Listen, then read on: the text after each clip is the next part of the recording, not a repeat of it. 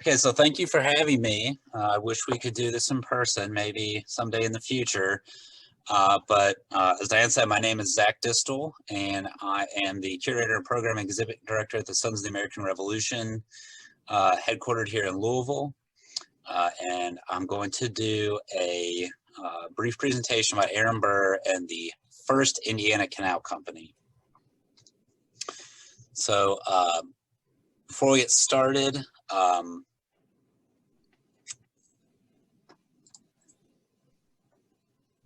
sorry. Okay. So the National Society of the Sons of the American Revolution is a nonpartisan male lineage society. So each of our more than 36,000 members have done their genealogy and proven their descent from a participant of the American Revolution, which means someone who you could have signed a document, somebody who was in the military, somebody who provided aid to the military. There's quite a few different ways to get in, but that is how every member has proven that.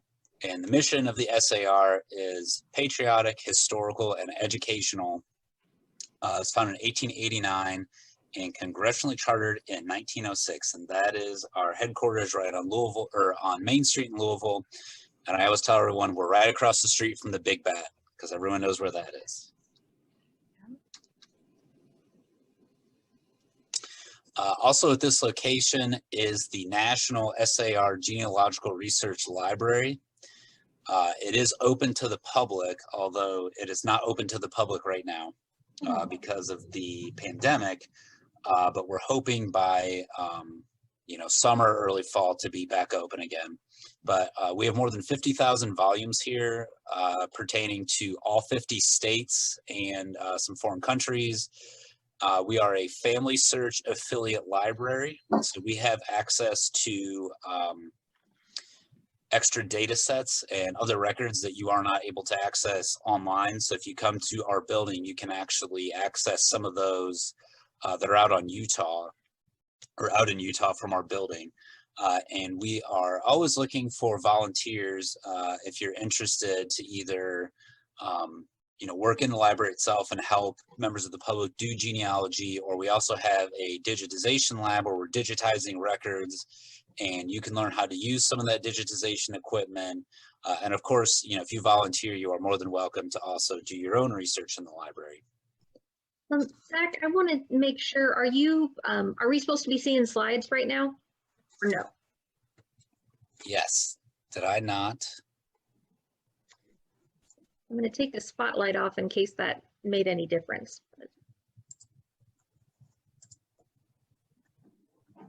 There we go. Okay. Now we're seeing a screen, so. Okay.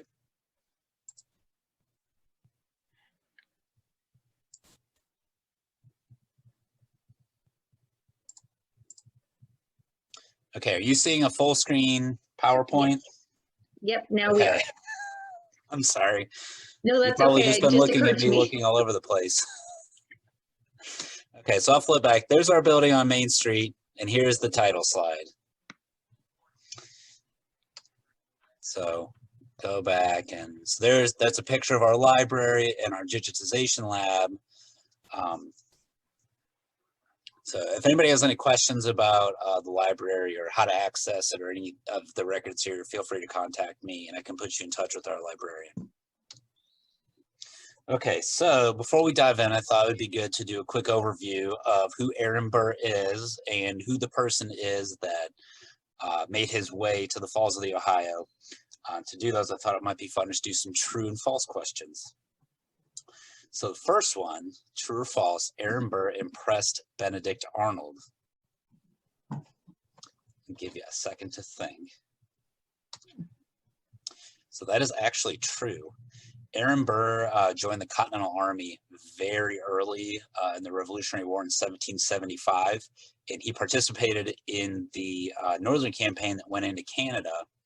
And Benedict Arnold actually was very impressed with his vigor and his enterprising nature. And he actually met James Wilkinson, who will play a big part in the Bur Conspiracy during that campaign.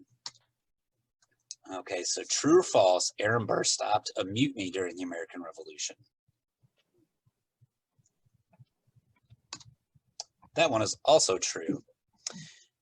By the winter at Valley Forge, Burr had proved himself, and he was an officer by then.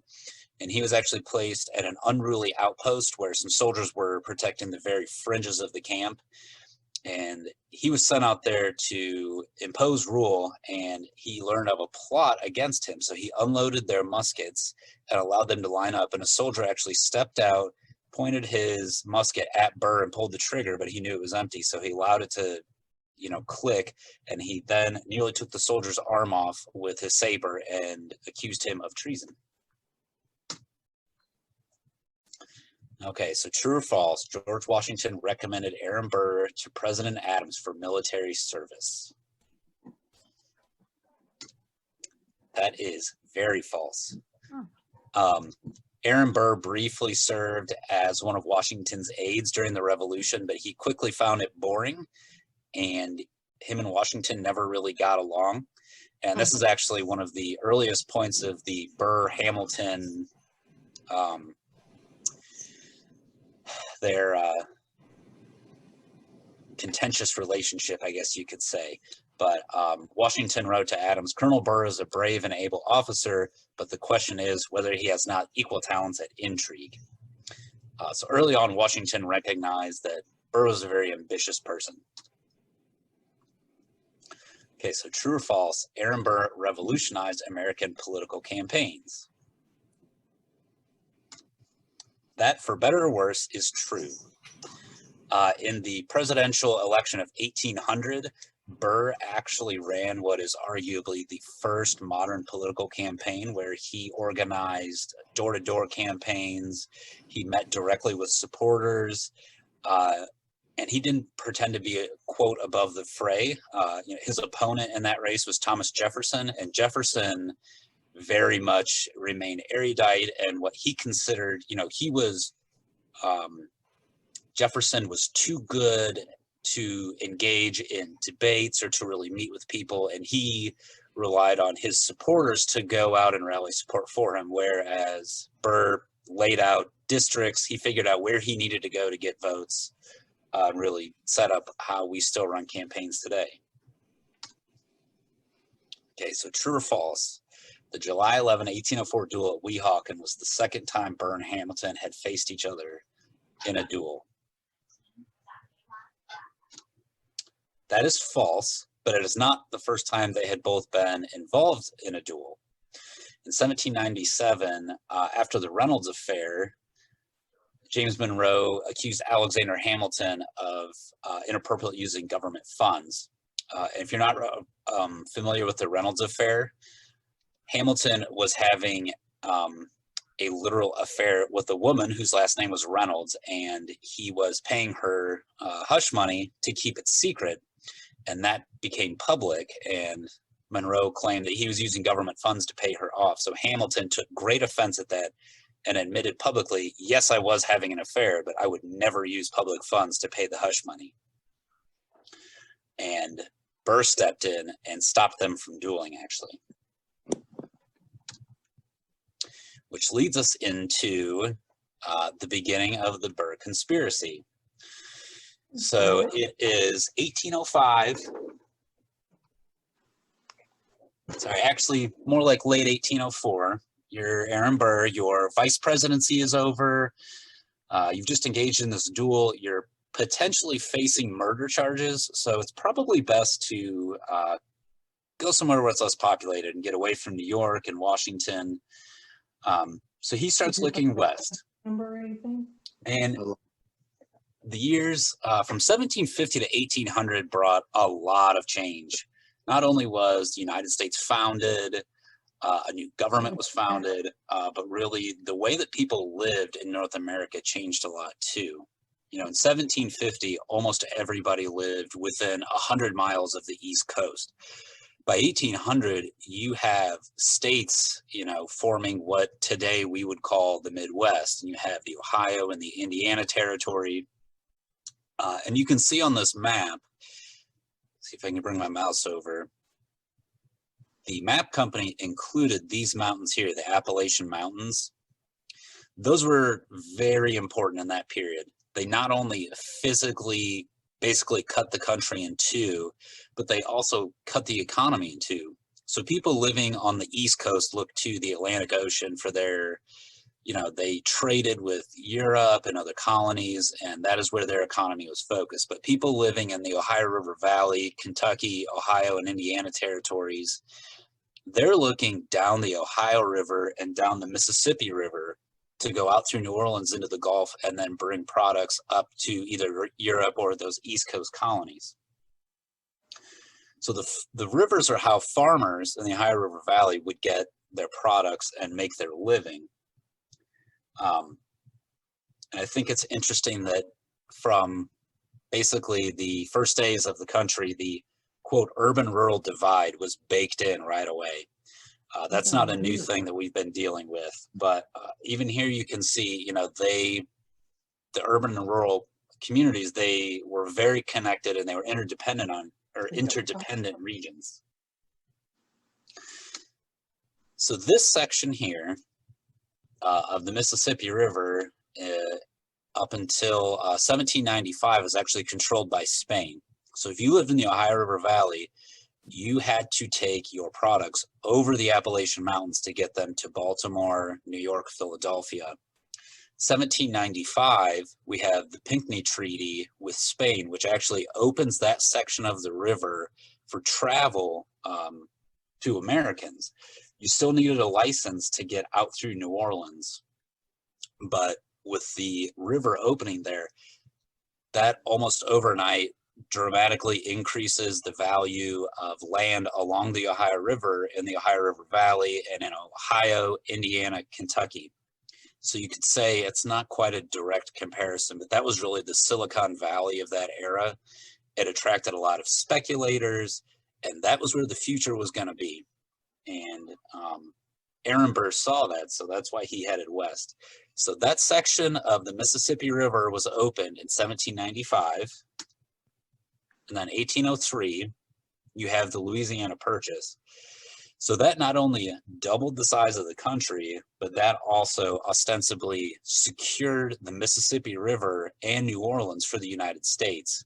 So especially after the Louisiana Purchase in 1803, and by 1804, that land in Ohio, Kentucky, and Indiana is very valuable now.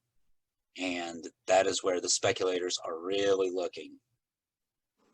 And this is the environment into which Aaron Burr is going to inject himself. So he started planning his trip in late 1804 and early 1805. And at this point, Lewis and Clark are on their expedition.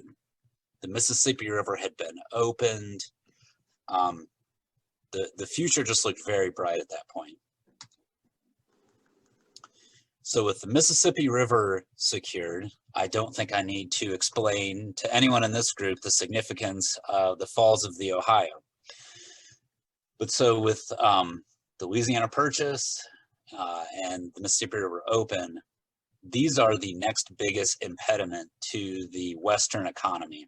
And it's hard to overstate the impact of what a canal around the Falls of the Ohio would do for the Western economy. If you could travel from Pittsburgh to New Orleans on one boat and not have to stop, that is going to generate a lot of revenue. So Aaron Burr decides that part of his future is going to be seeing a canal built around the falls.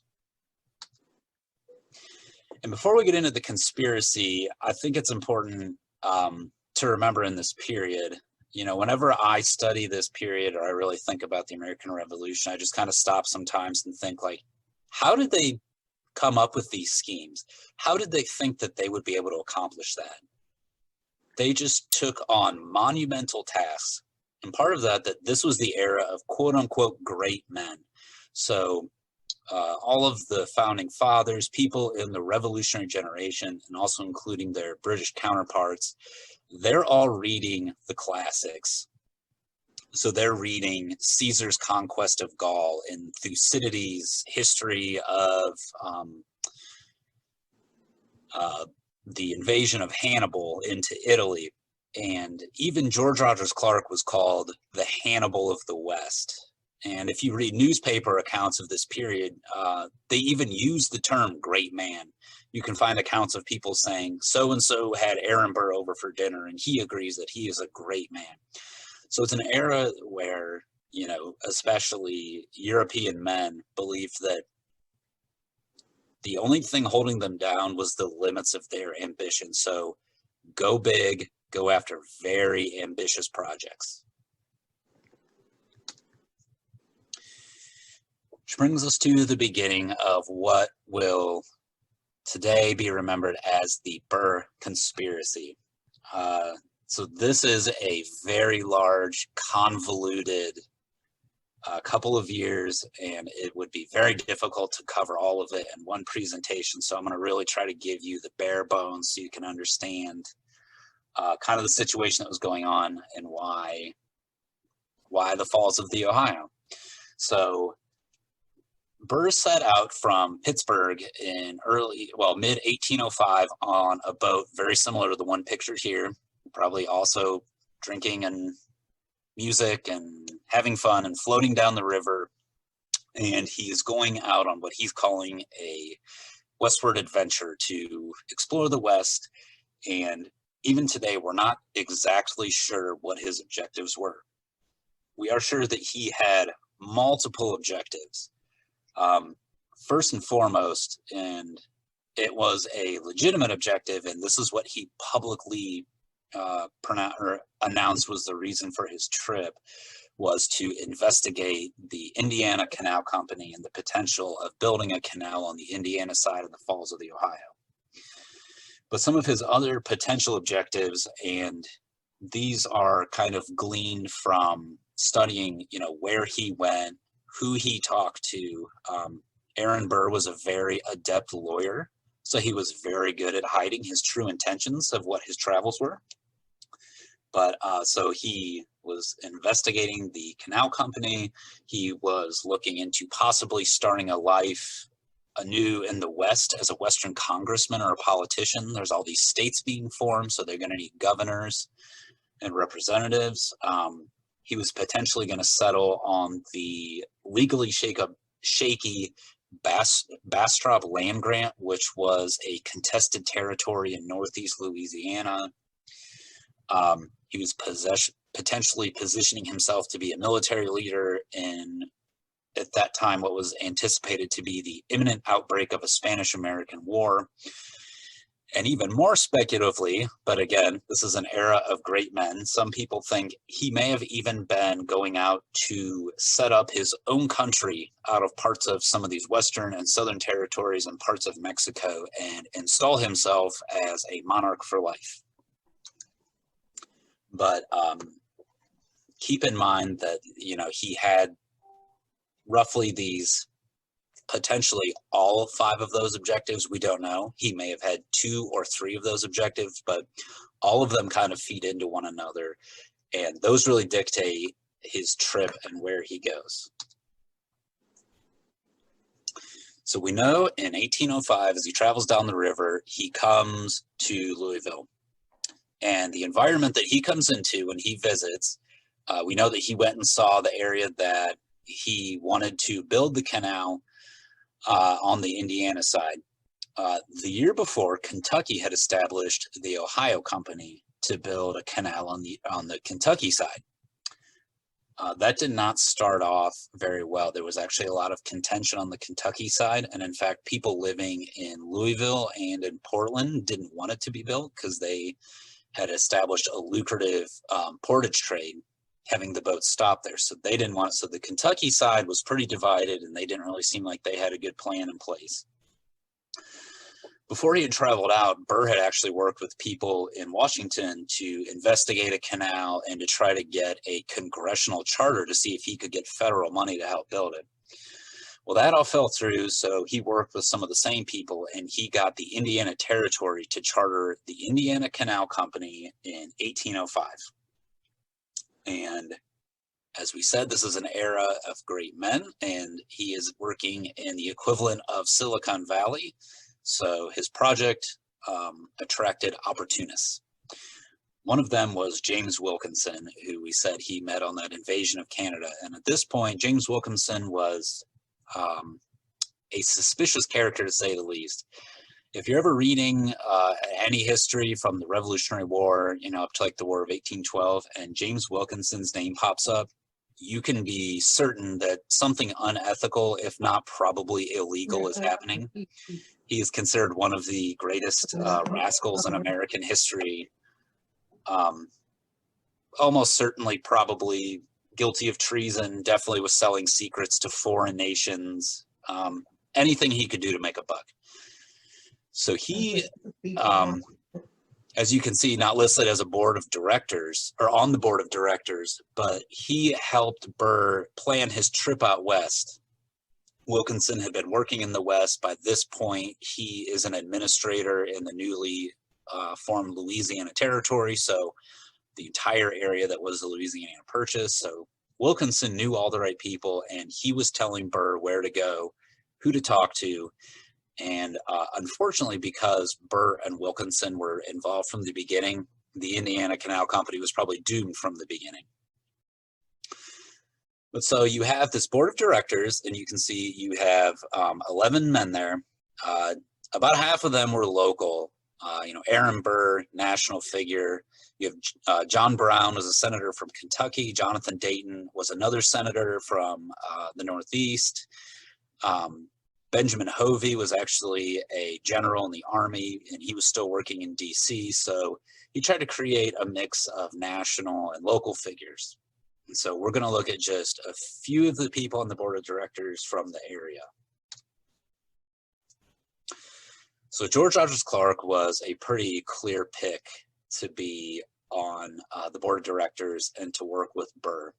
By 1805, Clark is in financial dire straits, and it's possible and perhaps probable that when Burr visited the area in 1805, he may have privately met with Clark to discuss the canal and potentially one, two, or all four of those other objectives, ranging from becoming a congressman up to invading Mexico. Clark would have been a natural pick for Burr. So one thing that connects everybody that Burr met with on his Western journeys is that he was trying to solicit money, political influence, or potential military involvement.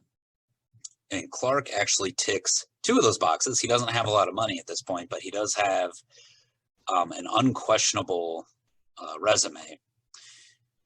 He had led the army up to, or had led his men up to Vincennes. He showed that he was not afraid of an enterprising venture. And actually in 1794, Clark was commissioned by the French government to lead a privately raised army down the Mississippi River to push the Spanish out. That was the year before the Pinckney Treaty between the United States and Spain. But Clark actually spent a lot of his own money arming a private army, and that only stopped when George Washington found out about it and said, absolutely not. And Clark lost a lot of money, but he also showed to Burr that he wasn't afraid to potentially lead an army into Mexico. So we actually don't know what he told Clark or what Clark promised him he would do, but it's clear that, Clark ticked a lot of boxes for Burr. Okay, so I know next month you all are having a presentation on Davis Floyd, so I'm going to stick to the Indiana Canal Company and the Bur Conspiracy as much as possible here. Don't want to step on the other presenters' toes, but so Davis Floyd is, again, keep in mind all of these different potential agendas that Burr had, in that he was trying to solicit something from everybody that he got involved with. So Davis Floyd was a Kentucky militia officer. He was a river pilot. He actually helped run a ferry at the bottom of the Falls of the Ohio, so he had knowledge of the area. He knew about river traffic and could probably advise on the canal itself. And he was also a frontiersman. He'd been raised on the frontier, so all of these combinations, whether he's going to help build a canal, or Burr has these other objectives, Floyd is a valuable person. And because of all of these skills that he has, he slowly makes his way into the inner circle of the Burr Conspiracy. And so, again, we're still not entirely sure what Burr was trying to accomplish, but Davis Floyd ends up actually raising troops locally and will lead men in 1806 down the Ohio to the Mississippi, and is taking essentially what would have been a regiment down to Natchez, where that's actually when the conspiracy was broken up, and Davis Floyd escapes. He makes his way back to Indiana, and he is there arrested. And we'll talk more about, or I'll tell you more about the Burr Conspiracy in a few slides, but Floyd is the only person found guilty in this national sensation. And he was found guilty of, I believe it's, don't quote me on this, but it's something to the effect of engaging in potentially treasonous acts.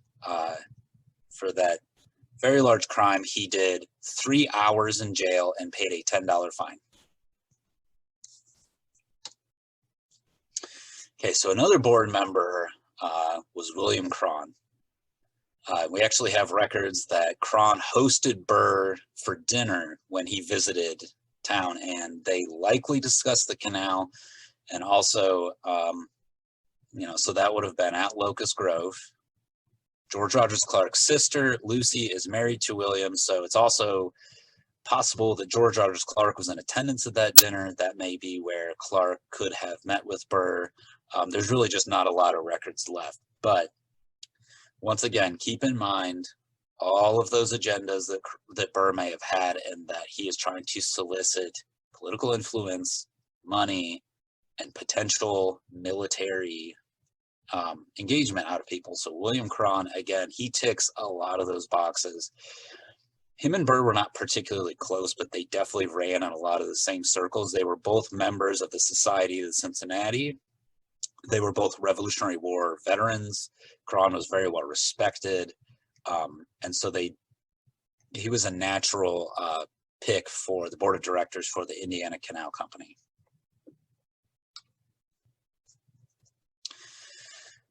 Okay, so talked about Burr visited Louisville in 1805. He actually traveled from Pittsburgh to Kentucky, went through Tennessee, went all the way down to Louisiana, and then traveled overland back to Pittsburgh, and then was back in Washington, D.C., meeting with people there, soliciting more support, and then he headed out on another journey in 1806.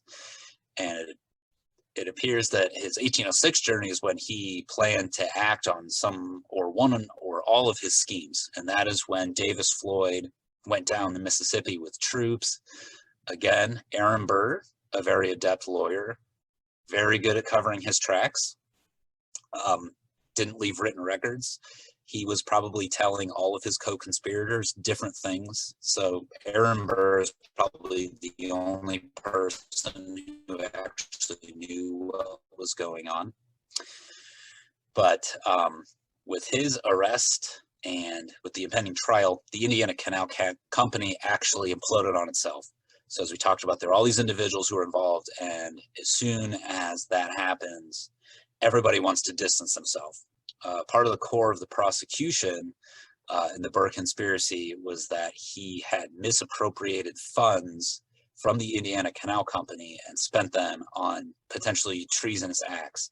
He actually, in actual 1805 dollars, was able to raise $120,000. And so that was a central part of the trial. And so although the Indiana Canal Company essentially just went away in early 1807, without it, the Kentucky Canal effort actually may not have happened. So when the Kentuckians saw this Indiana Canal Company pop up with the former vice president, senators on the boards of directors, George Rogers Clark, William Kron, the Kentuckians realized that they needed to get their act together or they're going to lose the canal, and all that revenue and fees from the canal are going to go to the Indiana side. And so with all that, The conspiracy is over. Burr is actually found not guilty and was helped out by his defense attorney, a very young Henry Clay. And Burr kind of fades into an obscurity after that. He goes to Europe, where he licks his wounds and eventually comes back to the United States and dies alone in a public house.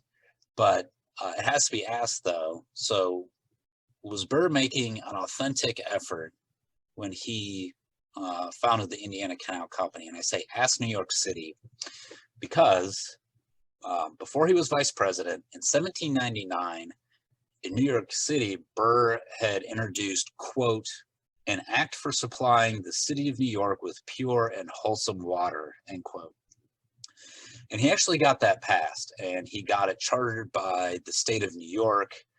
And part of that charter is that it gave special financial abilities and tax status.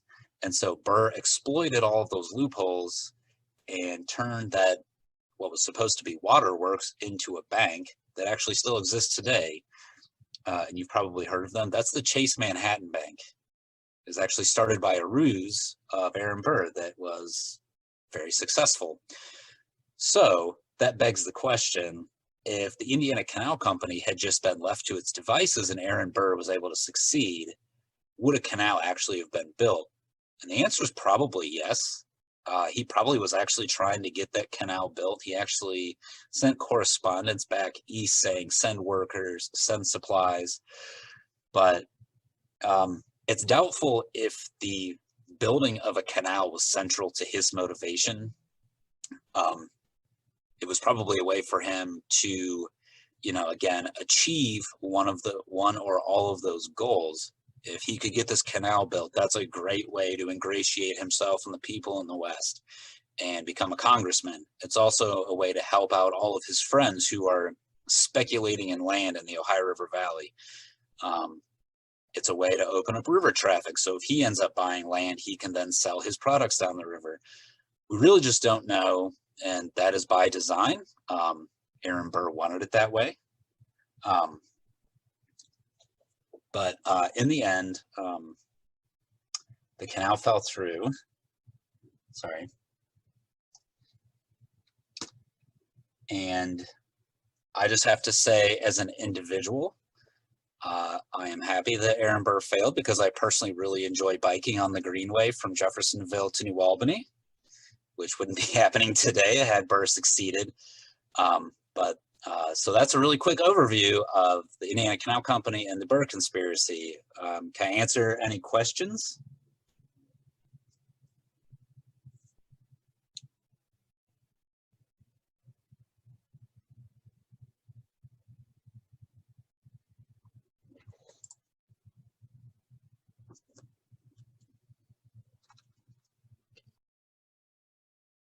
People while he was presenting, so if you have a question, please, you'll probably need to unmute yourself, just FYI. I noticed that several of the guys on your list of board of directors were probably related, at least by marriage, being the genealogy librarian. I wondered if Burr was related to any of them in any way besides just having bumped into them or noting that they were men of some power. Obviously, a lot of them were for the Virginia plant, the Tidewater planting culture, so they already had money and power when they were born. So that probably had something to do with it. But yeah, everybody came from pretty elite backgrounds, and a lot of them did come from, the East Virginia. A lot of those people had either moved to the area themselves or were first generation people in that area. William Kron, I believe, is the only person that he had any kind of distant relation. You would have to ask Carol Ely at Locust Grove about that. She's looked into it deeply. I think it's something like Burr's third cousin was married to one of Kron's uncles. So they were not directly related, but there was a very distant family relation. That was Carol Healy at Locust Grove. Ely, E-L-Y. She's the executive director at Locust Grove. So I know she knows a lot about George Rogers Clark's and William Kron's involvement.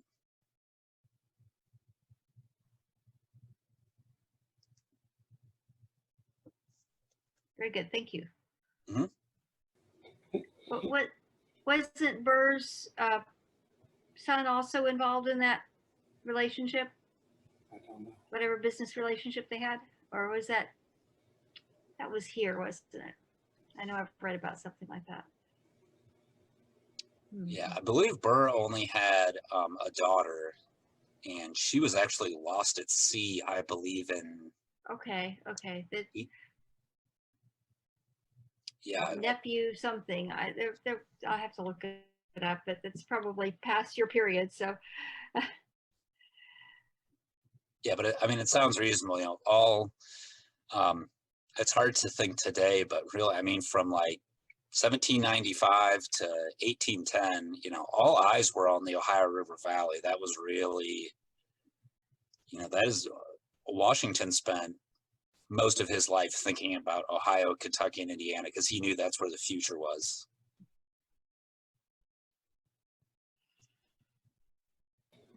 The canal may not have succeeded on the Indiana side because supposedly they ran into a lot more rock than they thought was there. And so it's hard to say exactly what were the all the causes of its failing. Yeah, I forgot to add, you know, George Rogers Clark and his involvement on the board of directors, he actually did go out and survey what was going to be the route of the canal. And part of the plan for the canal company is that they believed they could redirect a stream into a naturally formed gully.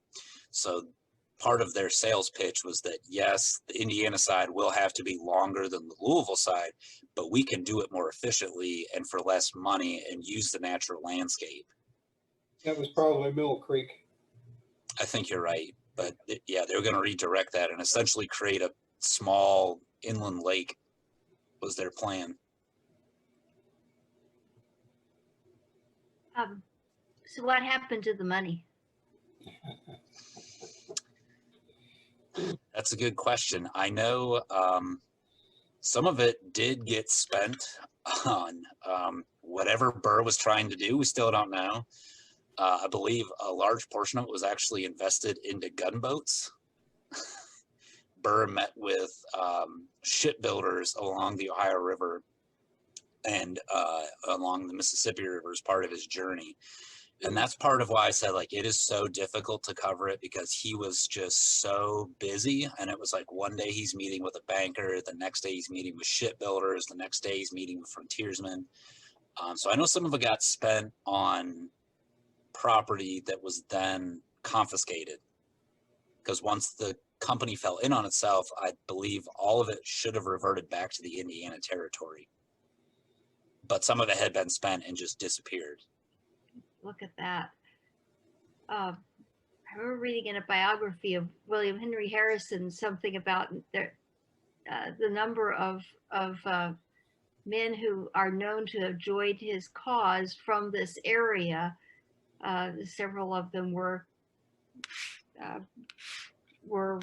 discovered, I guess, from this area, but they were all small time and nobody went after them. Yeah, that's why I think it's peculiar that Davis Floyd is the only person who got prosecuted out of the Bur Conspiracy. It's probably just because he didn't have great representation. You know, Aaron Burr was a lawyer himself. All these other senators who were implicated, they could all afford, you know, the best lawyers, and they were all based out of the East Coast in the cities. And here's poor Davis Floyd out on the frontier, who knows what Burr told him. You know, we don't know what he thought he was doing. But potentially, you know, wrong place, wrong time. Be careful who your friends are.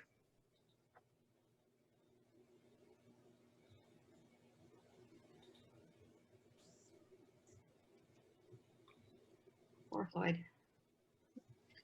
This isn't something that I had really had any prior knowledge of at all. So what did Davis Floyd use as an excuse for why he had that whole militia with him and stuff like that? What did he try to say he was doing? So, in this period, it wasn't quite the idea of raising an army and invading a foreign country is not that crazy of an idea in 1804 and 1805. That's essentially what George Rogers Clark did when he went to Vincennes, and that was widely celebrated. And, in 1805, 1806, it was also, the federal government wasn't that strong yet. There wasn't really much of an army to send after anybody doing that. So things like that just seemed more within reason than they would today. And so I've not actually read the court documents, so I don't know what his defense was, but I believe he kind of just pled ignorance. He refused to testify about anything because he was defending Burr. And some of the other co-conspirators were offered clemency from the federal government if they would flip and testify against Burr. And Davis said, absolutely not, I will not testify against Colonel Burr. And he was tried, Davis was actually tried in Indiana, whereas Burr was sent back to Richmond, Virginia for trial. And I mean, in the end, like, it ended up really not affecting Davis too much. He did those 3 hours in jail, paid $10, and then I think it was like 3 days later was elected treasurer of the Indiana Territory government. And he continued. Yeah. So it doesn't seem to have really hampered his life. I know it was like later, I think a few years later, somebody brought up the fact that he had been a part of this, and he got his militia pension cut in half for having been part of the Bur Conspiracy. But that's the most biting thing that happened to him. Yeah. And another thing, it's just, I try not to step in too much, but this has always amused me extremely much. And I knew this story long before I moved to this area, that the judge took into consideration that it would affect his wife, who threw such wonderful parties, if they overtaxed him. So that kind of tells you where things stood. He was a lot of fun, and apparently his wife's punch was a lot of fun. So. Yeah, and it's important too to remember that through all of this, through the Indiana Canal Company and the whole Bur Conspiracy, Davis Floyd was also an elected sheriff. So I have to imagine that had something to do with I know that. With not getting a strict punishment. Okay. I did not know that. Thank you. If you ever would like to come to the library, just do research or anything like that, reach out to us. We hope to be reopening later this year. Or if you have any other questions about the presentation, Diane has my contact information.